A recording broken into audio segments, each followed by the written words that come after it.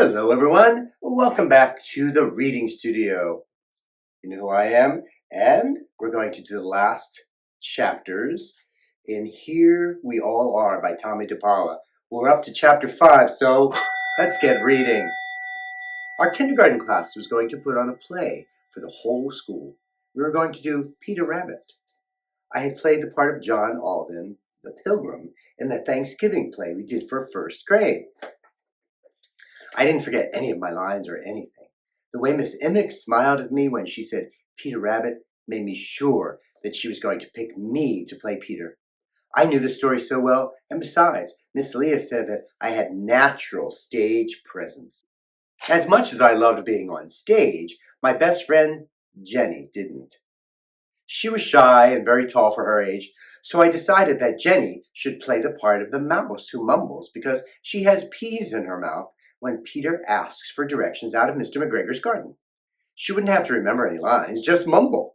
I showed her how to puff out her cheeks and say mumble, mumble, mumble. Every day on the way home we practiced. Finally, the day for giving out the parts arrived.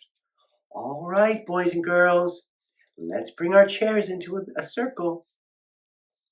We each had a little colored chair with our names on a cardboard tag tied to the back, just like the naps mats. Jenny sat down next to me. I could tell she was nervous. I leaned over very quickly and whispered, "Now, when Miss Emick asks who would like to play the mouse, raise your hand and show how you can mumble. And don't forget, Tomie, there you go talking again. Won't you ever learn? Since you can't pay attention, you will not play Peter Rabbit. Peter will be played by Johnny Gregory. You will be Flopsy." "But Flopsy is a girl," I protested. "Not in our play," Miss Emick said. "Now, boys and girls, I will read you the story." Well, I was certainly disappointed. I would be Flopsy along with Nancy Kiphut and Carolyn Kamens as Mopsy and Cottontail. We had to make our own rabbit ears and wear little red capes made out of stretchy crepe paper. At dancing school, Miss Leah had told us how to act on stage.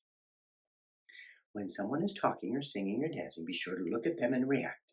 That's one of the most important things to do when you're on stage. That's what I'd do. Flopsy would react to everything that was going on with Peter, but I'd wait until the real performance and not do anything when we're just practicing. It would be a surprise. So in front of the whole school, the students from all the grades, the teachers, Miss Burke, the principal, Miss Philomena, the school secretary, Miss Luby, the nurse, and Mr. Walters, the school janitor, and our parents, Flopsy reacted. When Peter went into Mr. McGregor's garden, he wasn't supposed to, I clasped my hands in shock. Every time Peter did something, I did something too. I waved my arms around. I covered my eyes. I put my hands over my ears. I opened my mouth wide in surprise. I could hear the audience laughing. The grown-ups even clapped a couple of times. When it was over, Flopsy had stolen the show. Jean Miner was great as Mrs. Rabbit. Jack Rule was scary as Mr. McGregor. Jenny was wonderful as the mumbling mouse with peas in her mouth. And Johnny Gregory was okay as Peter, but I was the hit of the play. Miss Mulligan, the fifth grade teacher who played the piano at our auditorium shows, she came up to me and said, "Well, Tomie, you certainly know how to steal the show. You're a real ham." I looked over at my mom. She waved. How proud she must be, I thought. Miss Emick didn't say much except, "Boys and girls, you all did a very nice job." She didn't say anything special to me. I suppose she was sorry that she hadn't asked me to be Peter Rabbit after all. Our parents all came into the kindergarten room to take us home. "Well, Tomie," my mom said, "that was quite a performance." I smiled a big smile. "I think you owe Johnny Gregory and Miss Emick an apology. It wasn't very nice of you to take all the attention. After all, you were just one of the bunnies, not the star. So tomorrow you'll say you're sorry to Johnny and Miss Emick, okay?" I looked down at the floor and nodded. Jenny came over to say hello. "Jenny," Mom said, "you were perfect. Congratulations." "Tomie showed me how to do it," Jenny said. "He should have been Peter." The next day at school, I said I was sorry to Miss Emick and Johnny Gregory. I did it when no one else could hear me, though.